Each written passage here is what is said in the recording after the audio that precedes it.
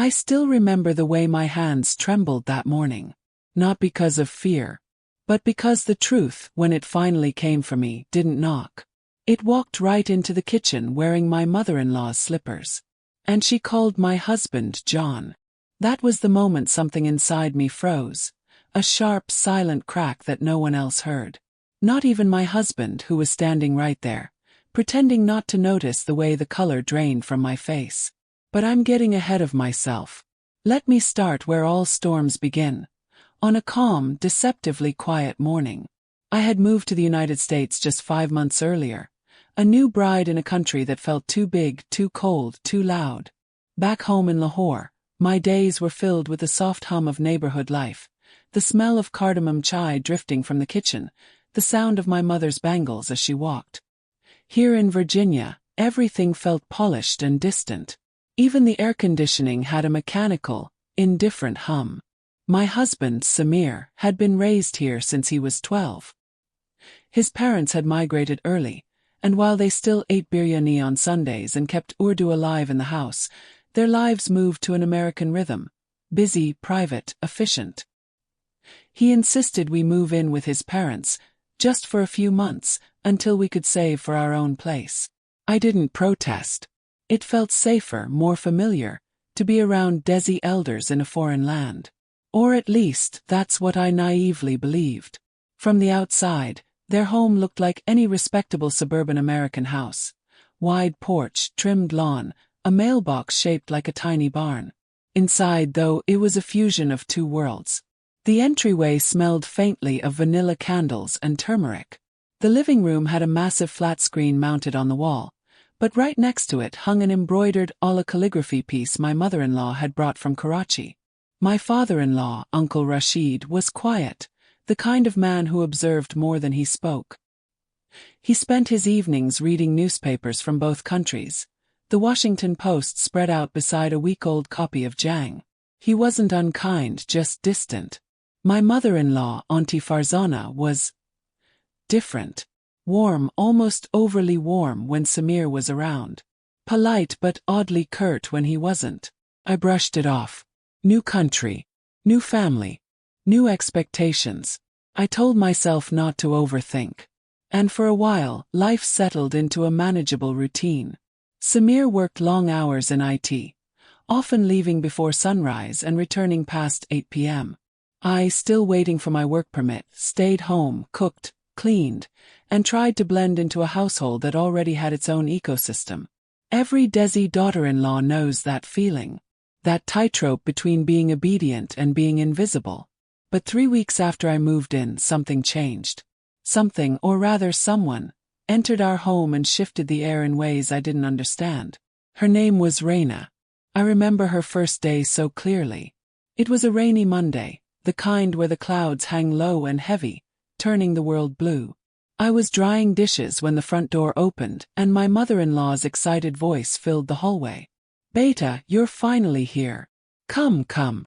I wiped my hands and stepped out of the kitchen, expecting a visiting niece or maybe a family friend. Instead I saw her, a young woman maybe my age, maybe older. Long dark hair curled at the ends, American jeans, a soft pink sweater, and eyes that flicked toward me with an expression I couldn't quite read. Relief, nervousness, guilt. My mother-in-law pulled her into a hug, stroking her hair like she was comforting a child returning after a long journey. "Your room is ready," she said. "Ba Tamagai. My home feels complete." Complete. I stood there frozen. Samir wasn't home. No one had told me someone else lived here.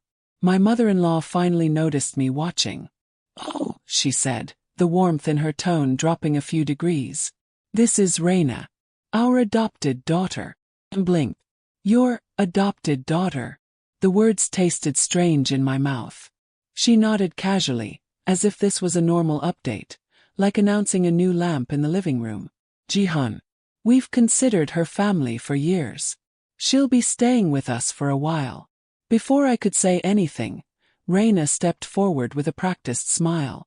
"Hi," she said in a smooth, confident American accent. "You must be Samir's wife." Something in my chest tightened. The way she said it. like it was a title she had once held, or still believed she deserved. I forced a smile. Yes, I'm Aisha. She nodded, her eyes lingering a second too long. Felt it, like she was evaluating me. But I told myself I was overthinking, a habit I carried from my old life. Maybe she really was adopted.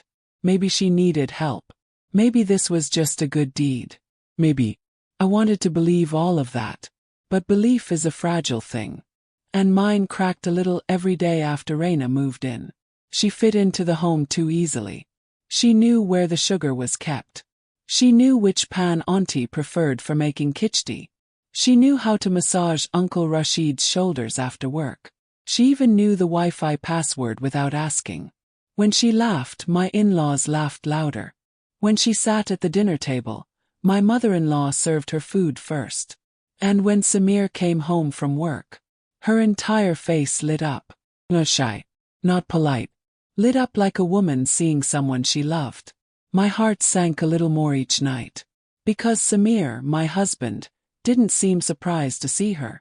Not even a little. He greeted her with the casual comfort of someone greeting an old something. Friend. Flame. Mistake. Once, late at night, I saw a shadow under her door. The silhouette of someone sitting on the floor, crying. I almost knocked. But something stopped me. An instinct. A whisper of dread. A feeling that whatever she was grieving, I was somehow a part of it. The moment everything shifted, the moment the ground beneath me truly cracked, came 4 weeks later. Saturday morning. Sunlight filtering through the blinds. I stepped into the kitchen to make chai. And there she was, Reina, wearing my mother-in-law's slippers. Her hair tied up in a messy bun. Standing at the stove, cooking eggs like she'd done it here her whole life. I forced a smile and walked toward the counter. But before I could say good morning, she said, softly, intimately, without turning around, Samir likes his eggs over medium. Not scrambled. Froze. How did she know that? I had been married to the man. I cooked for him every day. I didn't even know he had a preference. The pan sizzled. She turned, lifting the spatula in a slow, deliberate motion. And then she said it. The sentence that shattered the illusion of my new life. I used to make his breakfast every morning. Before he married you. My throat went dry. Before. I whispered. She looked me dead in the eye. We lived together. We were married. He just didn't tell you. The room blurred. The sounds around me, sizzling eggs, humming fridge, footsteps upstairs, all faded into a distant echo. My world, my marriage, my sanity. All of it collapsed in that single breath of truth. And yet, somehow, this was only the beginning.